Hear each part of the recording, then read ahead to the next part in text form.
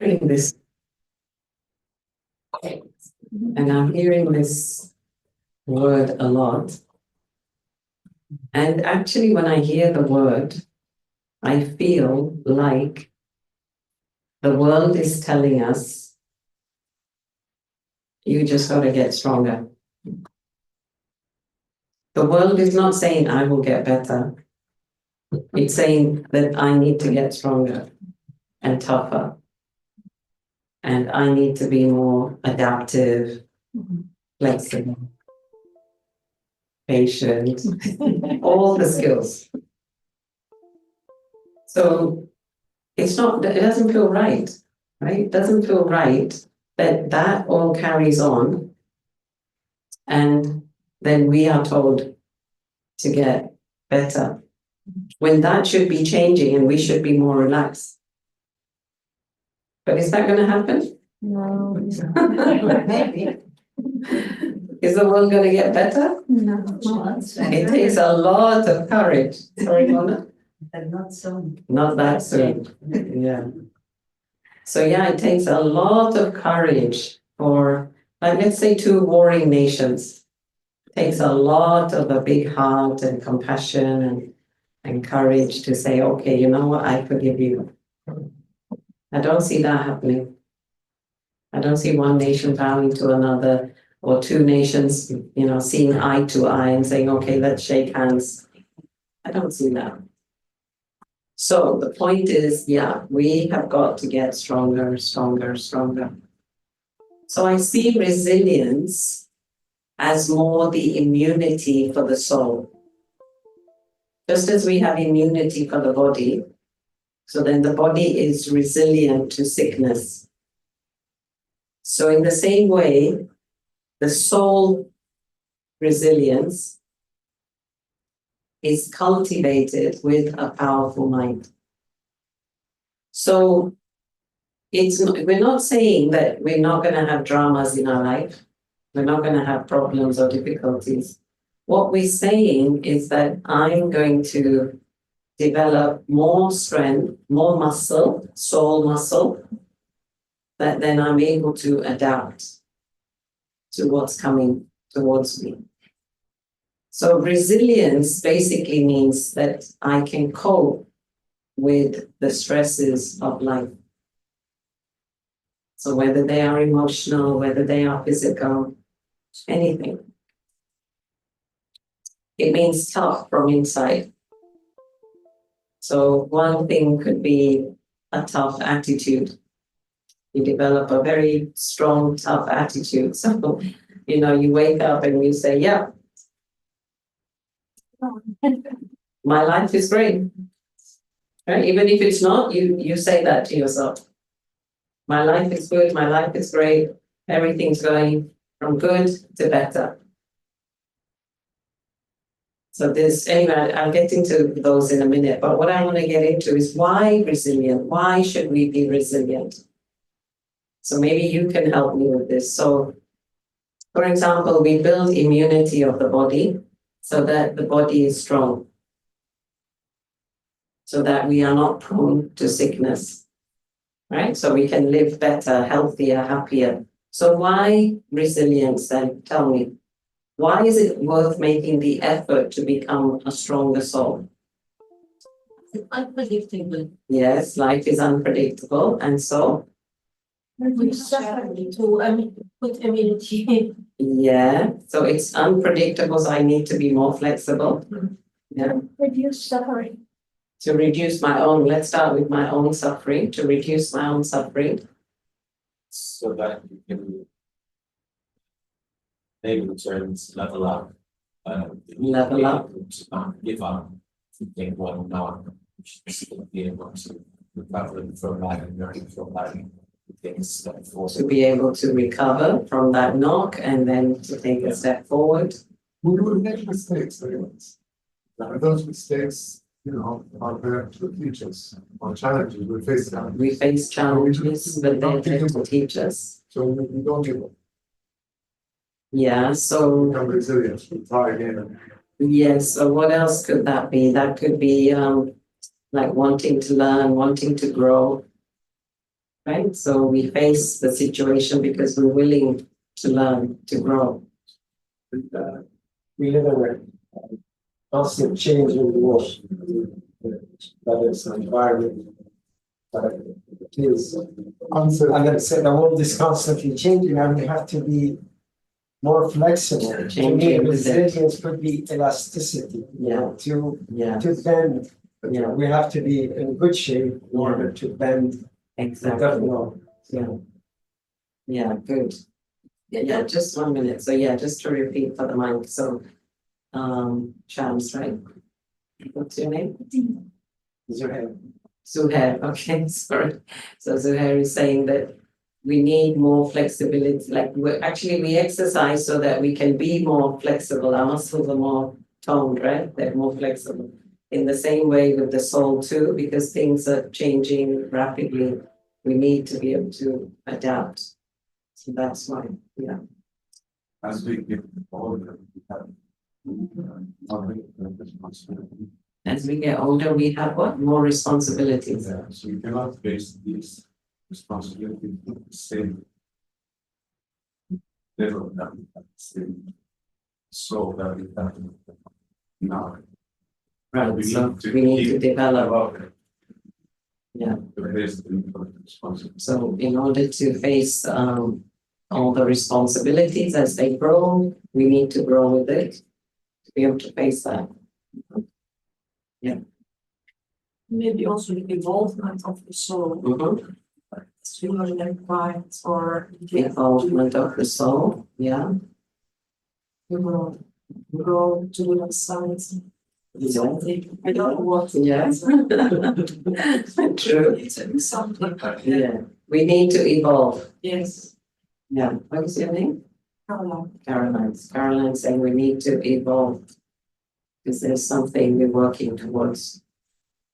Somebody here wanted to learn. So not to get trained and respond, react instead of reacting. Don't react, but respond. Yeah. What do you think? Then Randa. Yeah. Sorry, been away a long time. I just got back from Beirut today. Oh, wow. Okay. So tell me about resilience. Randa said she just got back from Beirut, so tell me about resilience. Yeah. Yeah, you know, this is a fact that people who live in these war-torn countries, they have more survival skills. And they just get on with it. Like even Iceland, there's a lady who lives with us from Iceland, and they have a lot of volcanoes erupting all the time. And not only that, but the weather, you know, every time she sends us videos, it's just so windy. And of course, they got used to it, right? It's cold and windy. And they just get on with life. So when there's a lot of wind in Oxford, she goes, oh, feels like Iceland. So yeah, all these situations, again, if we learn from it, they toughen us up. As you guys are toughened by the sun, right? You're used to the sun, and so you don't go through. Yeah. So yeah, I got a few more. So what I also have is, yeah, it helps us build confidence. You know, as we become more and more resilient, we start to have more and more self-respect. We start to build more confidence. Like we know how to deal with things. That we're also inspiring others. As we become resilient, we become examples for others, and I'll share some of those in a minute. So we become, yeah, a sign of strength and power for others. As we become more resilient, as I was mentioning, we're building the muscles of the mind. Our mind, our mental health becomes strong. So what I mean by that is you don't get so sensitive, you don't get depressed, you don't get so moody, because you're telling yourself that, yeah, I can deal with this, I can cope with this. And it really is the muscles of the mind, because it's with every thought I create, I'm getting stronger, stronger, stronger. Also, I have a sense of purpose. In other words, why am I being resilient? Because I want to get to my end goal. and that's my purpose. Like you might say, okay, you want to be resilient for your family, your children. Okay, you might say for yourself as well, or you have a company, or for your nation, or for some cause. So when we become resilient, when we become stronger than others, then we also inspire others, don't we? And this is what's happened in, the Brahma Kumaris as well. Yeah, and lastly, we feel good. We just feel good. We feel we can't just sit back and watch, and we can't just be knocked about. That doesn't feel good. So sure, when we get knocked down, we get up again and we start going. So we feel good. At the end, we feel good. At the end, when we go to sleep, we say, yeah, I tried my best today. So yeah, I had quite a lot I was reading up a bit today, and there's so many examples of people who have been resilient. And well, the latest one that actually Pavitra passed on to me was, forget his first name, but Goggins. He's got a book, Can't Hurt Me. So he is a guy who had an abusive childhood. And his story is that he was young, about whatever, 7, 8, I don't know. And he saw his mother being beaten. And he thought, what can I do? The mother was being beaten by the father. And he thought, I'm so young, what can I do? But what he did is he couldn't just see her being beaten, so he jumped on his father's back. And then his father started to beat him. And then the next morning, when the mother went to see him and remove the bed cover, he was fully bruised. And she said, the shock on my mother's eyes. He said, I still can't forget the look on my mother's eyes when she saw me. After that, she got some courage to leave him, the father, her husband. And then later, the rest is history. Because then he wanted to become somebody and something. So he joined the SEALs, which is American SEALs, right? Where they give you all this training. All the Army, Navy kind of training. And so he's the only person, I don't know the technical information, but he's the only person who's been through all the SEALs training and passed. And the reason why he's gone through all of it, and he's so fit now, he was also very overweight, but he's fit now, and he's saying that so what he's saying is that we get to 60% of doing something and we think that's it, I can't do anymore. And we almost want to give up. But there's still another 40% we can go further. Okay, so like exercise or fasting or any job or work, and we push ourselves, but then we say, oh, that's it, that's enough. And he's saying, no, push yourself. That's what he's done to himself. To the point where they say that he's now the fittest man in America. He's got that title. Anyway, he's got the book, Can't Hurt Me. In other words, nothing can hurt me. Keep trying, keep pushing. So anyway, he's one of the recent examples, but other people like, Nelson Mandela, right? No matter what happened to him, he was mentally, physically tortured, but he came out with a good heart, and then he just wanted to bring the two races together, and he just continued being positive, and then he did become president of South Africa. Mahatma Gandhi, yeah. Mahatma Gandhi too, yeah, an icon of resilience where actually, if you think about it, they just gave up. The British just gave up. They said, who is this man in this cotton clothes, who doesn't eat much and having this silent revolution? But the thing is that he had, let's say, aggravated the people, where they became also more powerful than the soldiers, British soldiers. So he empowered the people, the public, more than the soldiers were empowered. And then they had to just pack up and leave. Right? That's how it was a silent, I mean, many were killed, but in a sense, a silent revolution.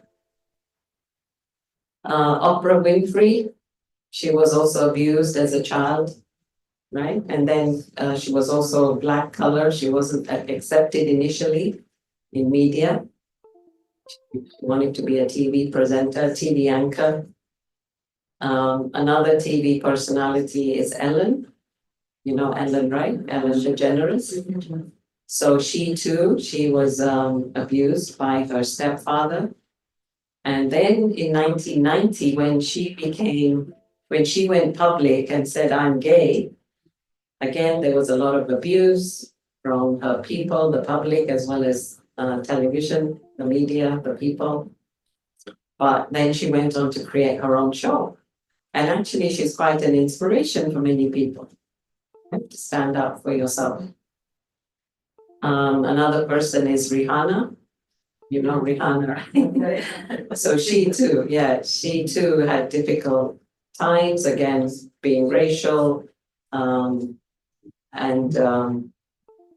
with her boyfriend as well. Forget his name, but anyway, yeah. And then I don't know if you know a couple of, well, do you know Shah Rukh Khan? Yes. No, very well done. Very well. And you know Amitabh Bachchan, right? Yeah. I thought you might. Okay. So Shah Rukh Khan, did you know that at age 16, because he didn't have parents and he didn't have money, and he came to Bombay and he was sleeping on the park bench. Yeah, he didn't have anywhere to stay. He was sleeping on the park bench. And then he started going for some interviews and he got some ads. You know, first they try you out in advertisements. But the thing that I'd seen his interview some years ago, and one of the things he did say, he said, they asked him, how comes that, you know, you are still at the top of your game? And he said, it's because I continue to push myself. Like he doesn't think I'm successful and that's it. And, you know, the rest will happen easily. No, he said, I still am on time for my whatever acting. And I still want to learn and I just keep pushing myself. Yeah, so I thought he's right. So Amitabh Bachchan, he actually went for a radio interview. And they said that his voice was too heavy. And it's exactly that heavy voice that everybody loved in cinema. Yeah. So you see, some people will put you down. And same with J.K. Rowling, right? J.K. Rowling, who wrote Harry Potter. So she actually didn't have a job. So she was going to the interviews on the red bus in London. Now, if you sit on the bus, that journey could be 1 hour, 2 hours, because she's saving money. Yeah, bus is cheaper than the train. So what she used to do is she'd sit in the bus and she'd just write away. And this is what I've noticed, that when people have nothing to lose, they are most creative. Wow. Like, who cares? Who's going to see? Who's going to read? Nobody. Okay, let me just go wild with my writing. Yeah. That's how we need to think, actually. If we think, oh no, somebody's, you know, waiting for this and they're going to buy it. Are they going to buy it? Are they going to appreciate it? Are they going to make a show of it? Yeah. Scared of judgment. Exactly. We're scared of judgment. And then that cripples our thinking, our imagination. It restricts it. But when you don't give a damn, it's, you know, right. Yeah, so then J.K. Rowling, yeah, so then she started writing and actually nobody took her volumes, I mean her scripts, except one small publishing firm. They said, okay, let's try. And then I remember, I don't know if it's the last book or the one before that, but I remember the book hasn't even come out. They've announced it that it's coming out in in 6 months. And already they've got an order for 1 million copies on Amazon. Imagine. Imagine being that famous. Did you read, any of you read that other book, Eat, Pray, Love? Yes. Yeah. Yeah, okay, so yeah, same story, you know, right? She was down and out, she didn't know what to do with her life. And then she picked herself up again. Yeah. Want to say? Yeah. The other day, I saw a movie on Netflix about a famous lady. It's called Goodbye. That's right. Yeah, so that's what she was saying. So Gangubai is a story of a young girl who was taken by her boyfriend. So set sometime, I don't know what, 19 something. But they made a movie of it recently, a few years ago, Bollywood movie. So yeah, Gangubai was a lady who was taken by her husband and then dumped in a brothel with this prostitution. So he just left her there and in other words, he sold her. So he took the money and just left. And she thought she's running off with him from home. To become famous, yeah, that's right. So he dumped her there and then, anyway, the thing is that she had to be a prostitute. There was no other choice. But then the lady who was the main head, she then died. And so they made her the head. And so she no longer had to be a prostitute, but she ran the place. Then she started fighting for the rights of these women. And she won. Like they have the right to educate kids, for healthcare, and yes. So Osman is saying they have the right to then educate their kids and other, facilities, yeah. So she won that case, yeah. So many, and I'm sure all of you have your own stories, right? Of resilience.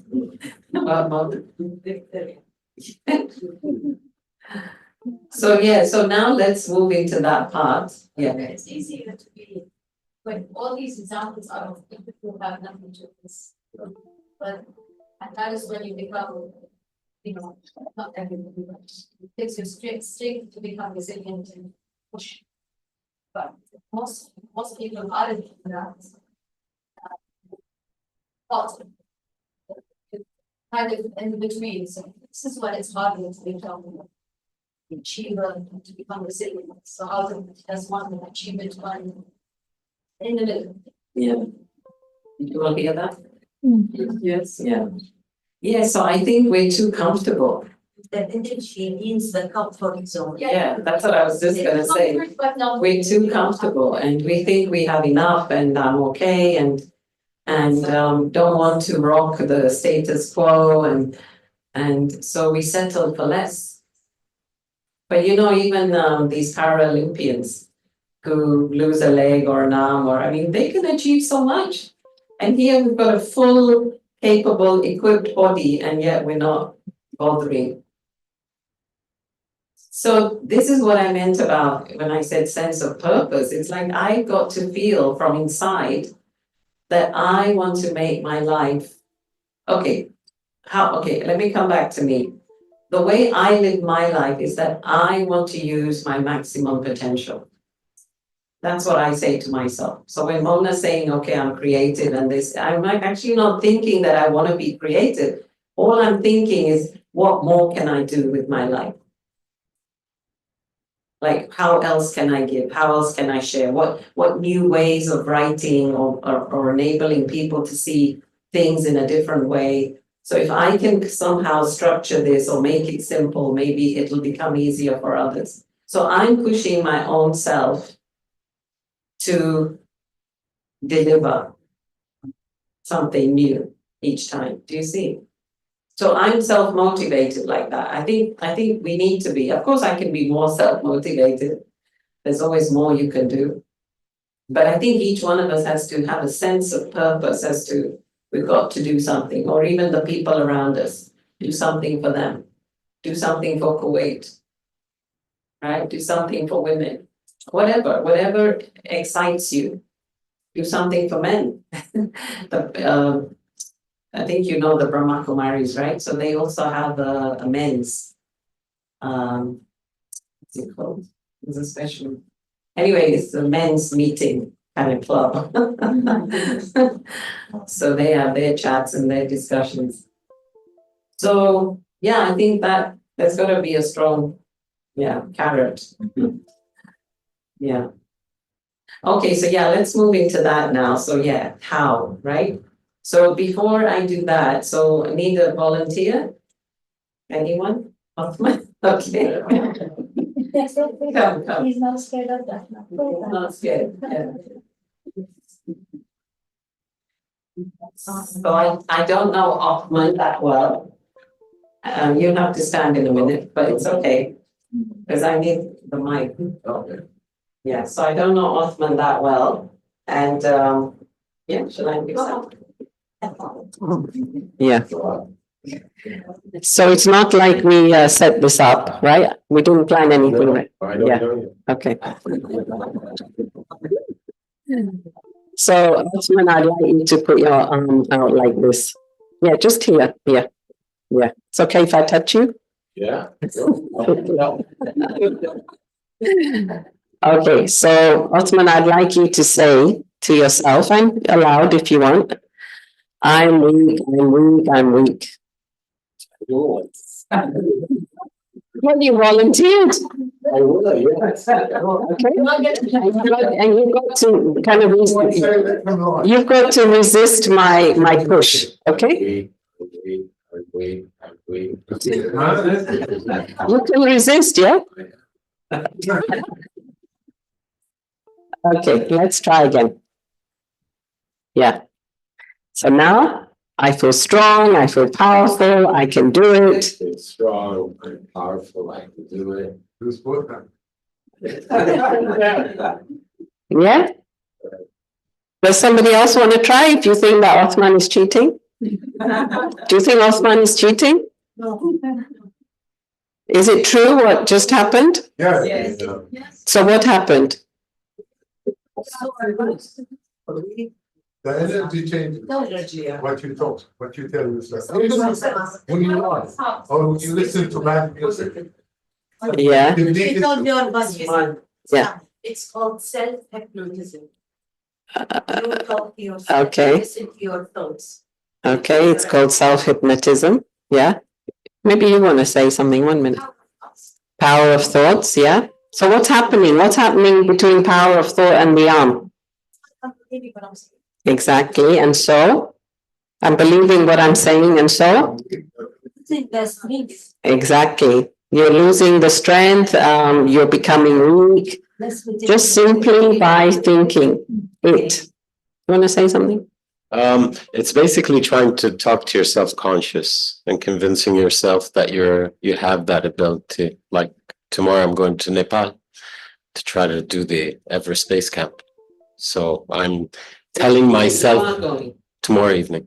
So I'm convincing myself that yes, I can reach the base camp. So how are you going to do that now? Just keep telling myself I'm strong and I can continue doing it. Yeah. Thank you, Othman. Thank you. Yeah.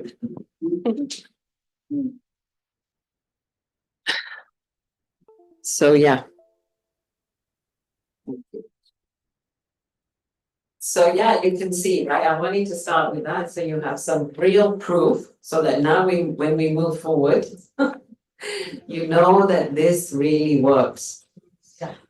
Okay, so that's the point. The point is it's power of mind, it's mind over matter. And we've done this several times, and not only that, but recently in Oxford. So basically, we had two people. So let's say I say to Othman, say I'm weak. Okay, and he's holding the hand of somebody else. Yeah, and that person, you try to push their hand, and they're not saying it, but just by taking Othman's energy, they're feeling weak. Got it? So this is also, in a sense, contagious. It's contagious. Yeah, you pass it on. So this is why Yeah, Osman. Sorry, the other day I saw a YouTube video regarding talking negatively into a glass of water. Mm, Yeah, that's right. froze that and they saw how the That's crystallization. right. Yeah. That's Dr. Emoto. Right? So he took water and saw its crystals. Yeah. So I do feel that yeah, life is survival of the fittest, and on all levels. So here we at the Raj Yoga Center, Harmony House, we are making that effort to master the mind, to train the mind, to think only powerful thoughts. Because we realize that that's how I become powerful. Think weak thoughts, you become weak. It's as simple as that. And it's all in your hands. We're not doing anything, we're just facilitating. But the work you have to do, right? By thinking powerful thoughts. And so if you're powerful, then you will do powerful things in the world. You will keep going, you will have the endurance, the strength. And so coming back to survival of the fittest, then you can see that in places like NASA, in the Army, well, the SEALs of America, this Army Navy kind of training, they also want people with a strong mindset. Even spies, you know, when they're training you to become a spy, they want a strong mindset that you don't give in. You don't become weak or you don't get scared. So this is what I mean about survival of the fittest. So if we are to live in this world and to survive and thrive, not just survive and live, but thrive, like be happy and you know, achieve and feel successful, then yeah, I've got to keep making sure I'm working with my mind, I'm working with my thoughts. And this is another story of a Japanese emperor. So what happened is the Japanese emperor had a small army and his army was losing against the other side. And so what did he do? The day before the big war, what he decided to do is he said, okay, all of us will walk past this whatever temple and we'll go in and do some prayers and then we'll head to war from there. So the big general and his right-hand man, they went into the temple and they prayed, and then he took a coin and then he flipped the coin and he asked his general, heads or tails? He said, if it's heads, we're going to win. If it's tails, we're going to lose. So the general said, of course, heads, you know, because we're going to win. And so when he looked, it was heads. So his second man said, great. And so he went out and he said, the emperor has just done this and it shows that we're going to win. So that's a good sign. That's a good fate that we're going to win. And everybody says, yay, you know, fate is on our side. And so they go to war with this energy and they win. Yeah. And that's a small army compared to the many, but they had all this drive and energy, enthusiasm, and they won. Then, next day, second man comes and speaks to the emperor and says, well, just as well, you know, that we got heads and we won. And so the emperor says, yeah, both sides were heads. But what was he trying to do? Exactly. He just wanted them to have the belief that they are the ones, that they are going to win. And that's all that was needed. As I said, mind over matter. Is that similar to placebo? Yes, like a placebo, yeah. So yeah, placebo is when you're given a pink pill and you're told you're going to get well, and the other one's given the real pill, and the one who's, you know, thinks they've been given the right pill, they get better. So how do we trick our mind? That's what we need to do, right? Play games.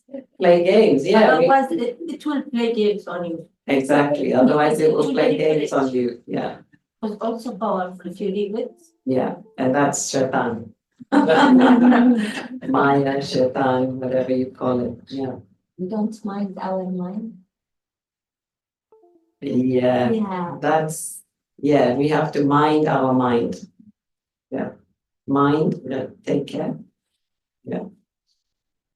So yeah, what I was thinking is like, if I am now prepared with my powerful thoughts, then that's like being prepared for a journey, right? So you're going to Nepal, you don't know what weather, so you have to take a bit of everything. Yeah.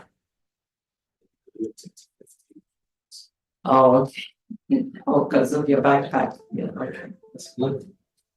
Yeah. So too, why we need to make the effort to be resilient is so that we have all the tools here for when we need them. It's like packing the suitcase of your soul. Right? So what are some of the tools that we need? So definitely, as we said, positive mindset. We need a very strong mindset. That means I cannot entertain a single negative thought. Even if something negative is happening, I have just got to stay positive. Second part to that is there's always a reason why things are happening. And so I'm not just seeing it with these two eyes, I'm seeing it with the third eye. Right? And so trust that something good is going to come out of this. And again, so many stories of people who think they've lost, they've had an accident, whatever, but then they end up benefiting from that. So strong mindset, know that there's a good reason why something is happening. Stay, of course, positive attitude of learning, I'm growing. This thing is here, come here to teach me. If this is the school of life, then this thing has come to teach me. And what I keep saying recently is, if there wasn't the test, I wouldn't get the certificate.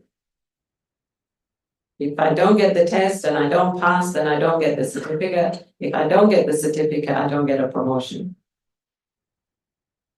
So life is bringing me tests. I've just got to keep passing. So what is passing? What does it mean to pass a test? To grow? The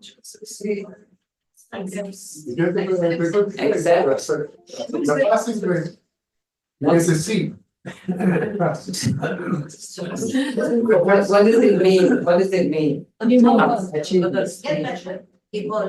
yourself. Okay, you feel you're involved, We need to transition. you feel powerful, You move on. you move on, yeah, you're able to move on, you're able to elevate, yeah, yeah. What about all the qualities? You're still able to share the love. You're still able to be at peace. You're still able to be happy no matter what. This is what it means to pass. In other words, that thing has come, but it hasn't taken away your peace. It hasn't taken away your happiness. That's how you know you passed the test. When you still have those values, your virtues with you.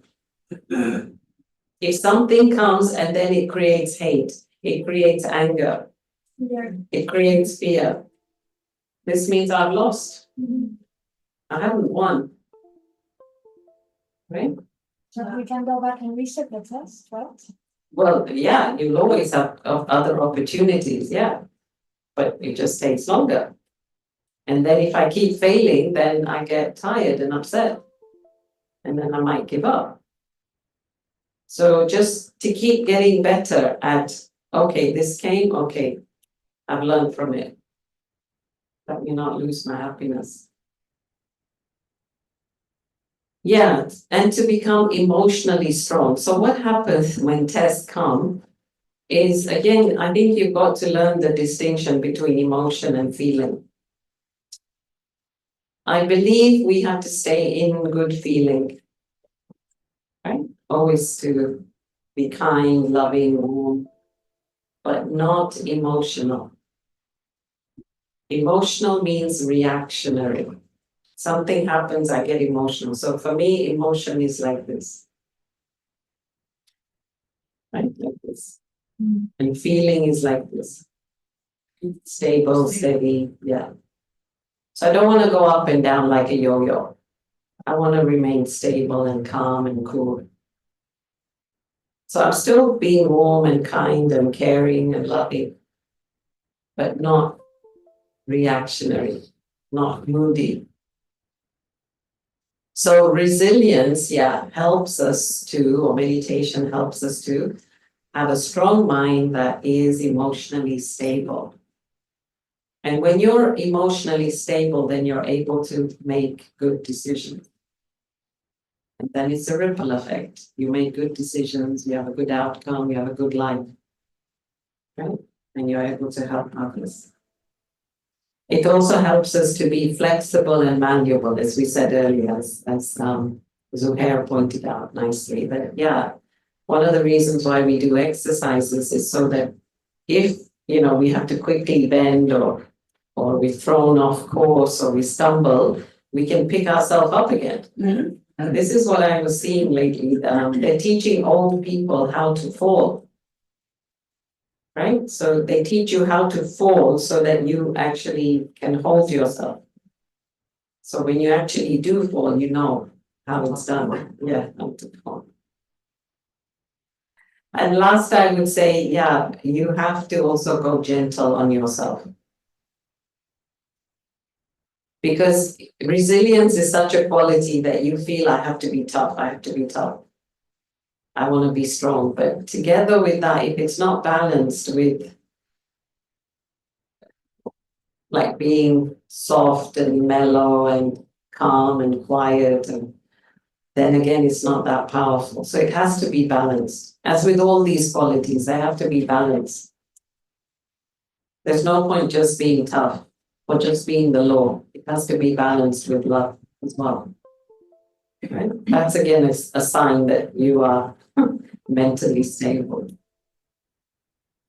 So, yeah, these are some of my thoughts. At the end, again, if I talk from my own perspective, I would say that definitely as we put in the effort, so we get the reward.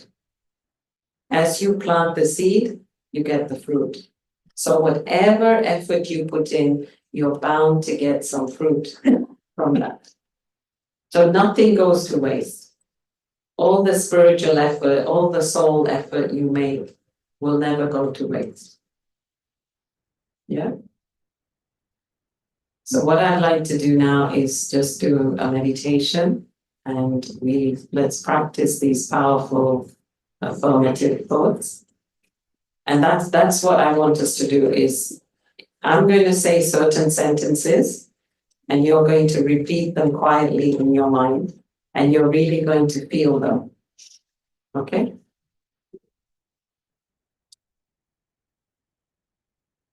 Very small transition.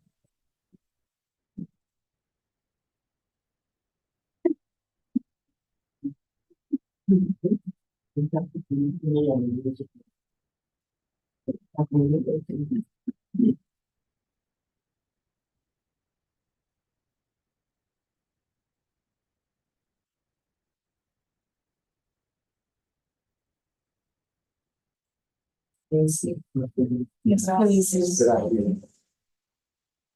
please. Defrost. Yes. Okay. So yeah, sit comfortably. If you like, you can focus on the feet. So right now, within the next 10 minutes, we want to create a very powerful mind. So when you leave here, you leave with a very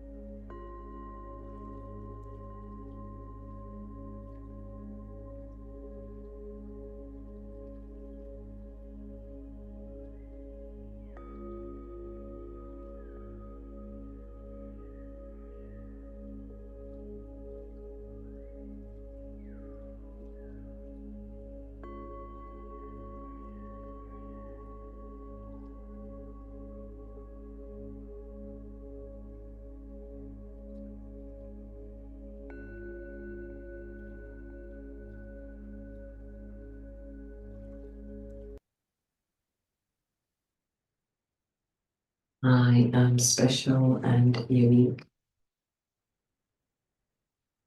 Just repeat that.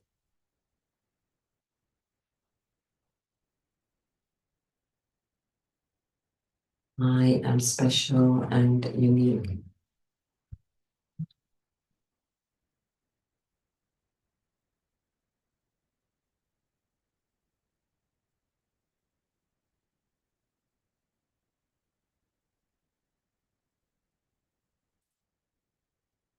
I am strong and powerful. I am so strong and powerful. And allow that thought to go from the top of your head to the tips of your toes.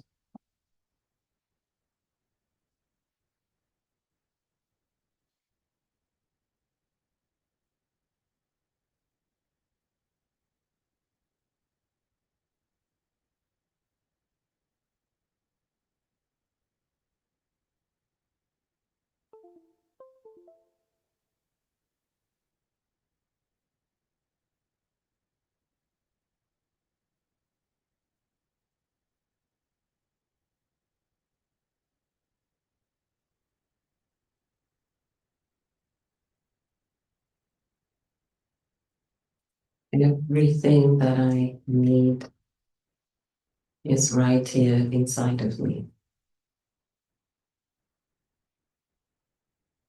Everything that I, the soul, needs is right here inside of me.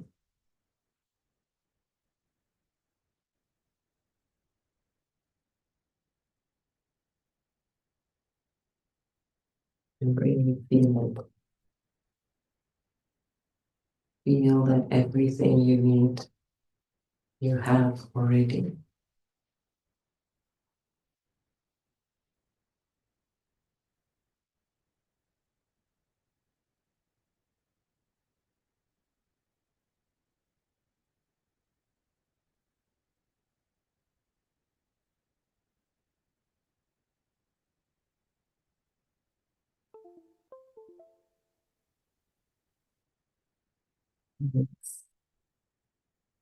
I have an ocean of peace inside of me.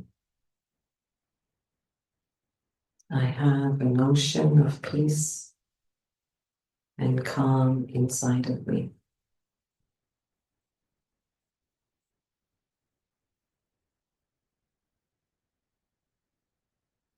Imagine that ocean of peace. It's like you have swallowed that ocean of peace.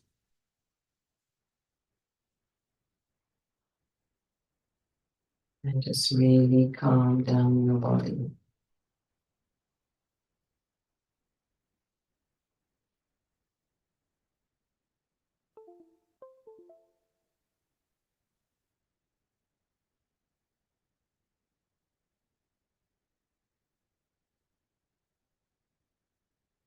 I am rich and abundant.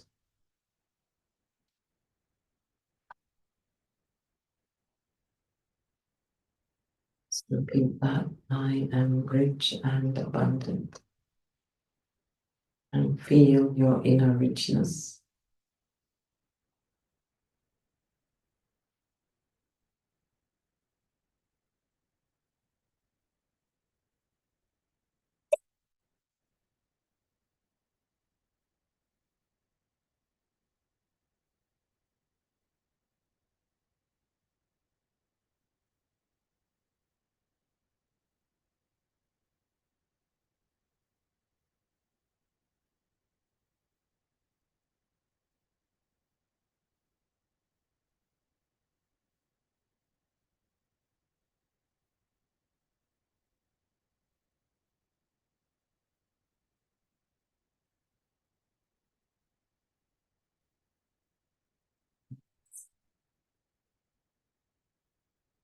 I stay in myself.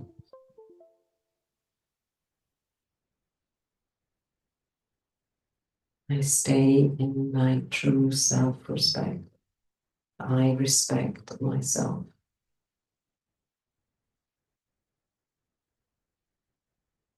And again, just find different things to respect in yourself.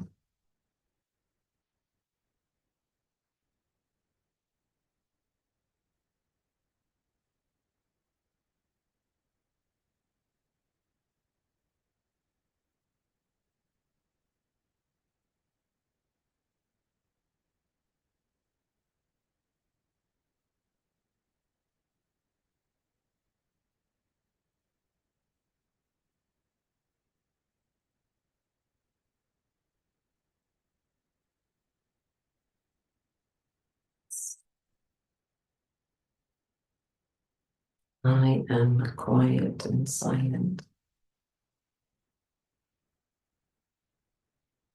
My mind is quiet and silent.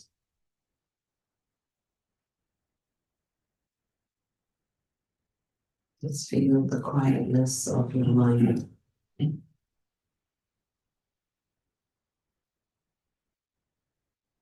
Just stay in one thought of peace.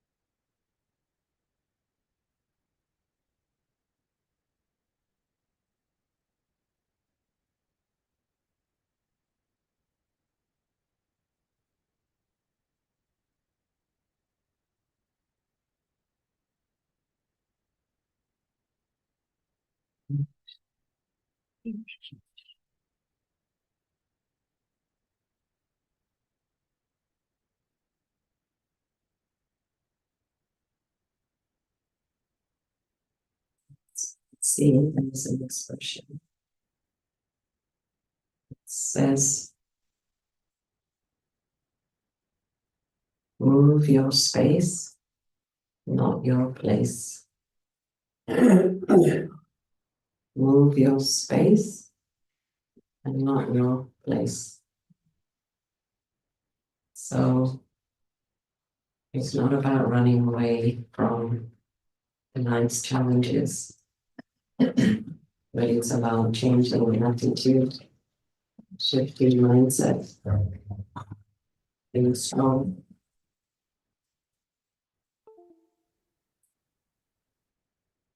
Take one or two questions. I know we have to end. If anyone has microphone.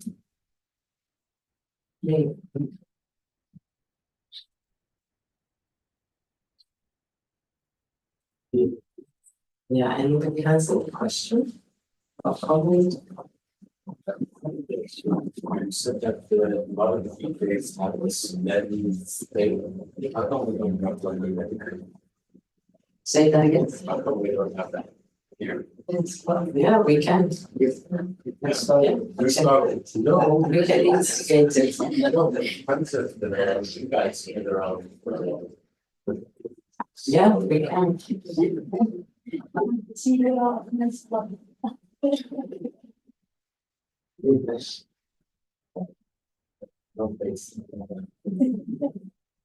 Okay, another serious question. Well, no, I don't know about that topic, I didn't know. Yeah, That's why it's interesting. we can. Yeah, Christine? Yeah. Oh, Caroline, sorry. I have one question, because at the end, it's all about your thoughts. But there's a lot of, but it means that you're conscious, but there's also your subconsciousness. So you don't know exactly what's going on there. Is that also affecting the way you think? I think it is. And that's, I was told it's about 80% what's in your subconsciousness. So we only can influence the 20%. And there's other ways I know how to clean up your subconsciousness.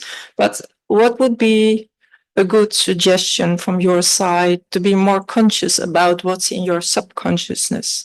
That you can also bear that in mind as well and do something about it.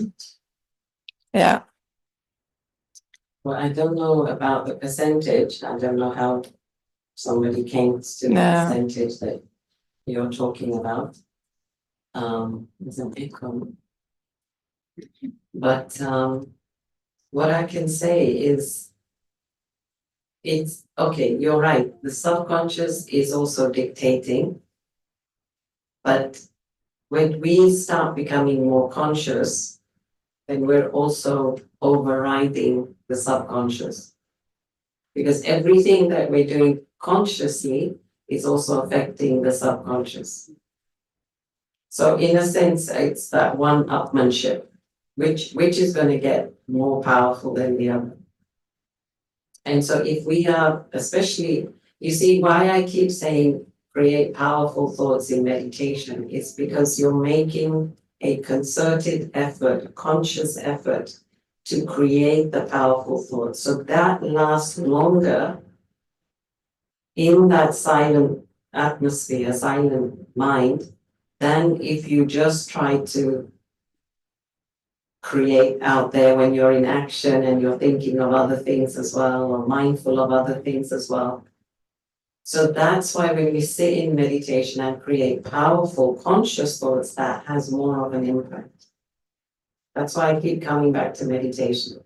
How meditation helps us to change. Like you create one strong thought, I'm good, in silence, in meditation, conscious, right? And as I said, your whole being is hearing that. That's more powerful than even 100, I'm good, I'm good, I'm good. But because you're not giving yourself full attention, you're not valuing yourself fully.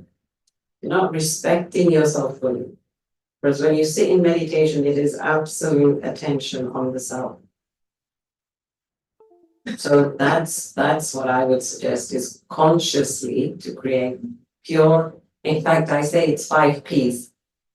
Pure, peaceful, positive, powerful, and purposeful thoughts. This has to be the criteria of my thinking. That's it. No other thought. Don't entertain any other negative thought. Pure, peaceful, positive, powerful, and purposeful.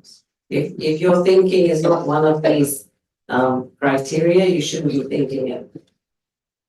This conscious thinking overrides the subconscious. And then you get into a habit. Because actually what we're trying to do is, clean out the subconscious. So as we are consciously thinking and then acting, that automatically will affect my subconscious. What's the relationship between mind and soul? And which, how does the mind, is the soul controlling the mind, or the mind is controlling the soul? So soul is like light. It has 3 faculties. thinking process. Told me everything I knew. So surprised. I heard about that shipwreck on the radio. I didn't think anybody survived. Wait, so no one was found? That's what they said on the radio. No?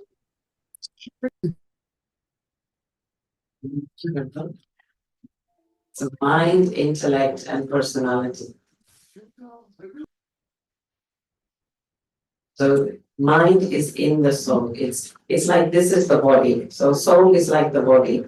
But then I have lungs, and I have digestion, and I have sight, right? So in the same way, the soul has the faculty to think, faculty to decide by the intellect, and it has a personality, which is my personality. But I can't express it without the body. So the soul needs the body to do all these things. to express what's in the soul, the habits, the characteristics. And so, yeah, the soul takes up a body. Like you don't know what kind of a soul it is unless they're in a body doing action. Right? I mean, you might subtly feel some energy, like this is a weird soul or whatever, but generally, it's when we come into the body and then we perform action, and then you get to say, oh, this soul is an angel.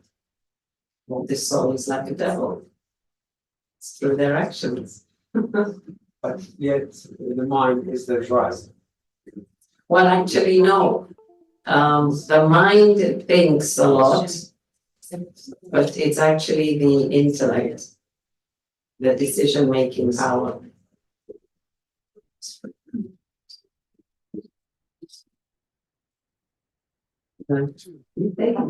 I have a question, please, if you don't mind.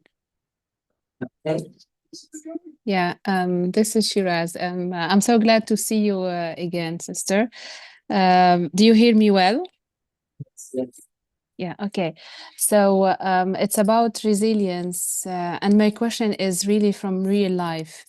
So if you are a person that is volunteering and giving and building communities, and you do believe in that, again, I mean volunteering your time and cutting off your time just to build your community.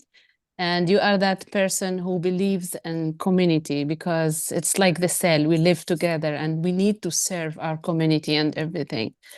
And whenever you want something like to upgrade yourself, then you have the same people coming and stopping you, excluding you without any reason. So again, you said that everything is happening for a reason, to teach you something.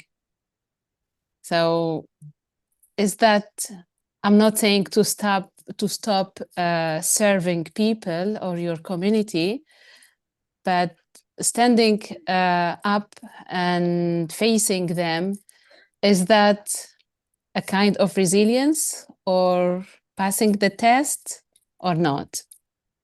Yeah, it's you believe in what you're doing. So yeah. Because the thing is, there's a lot of people who may stop you. I mean, it's not necessarily they're stopping you because you're doing wrong. They might just be jealous. They might just succeed or excel. But if you believe in what you are doing and you think it's right and it's good and for all, then Thank you.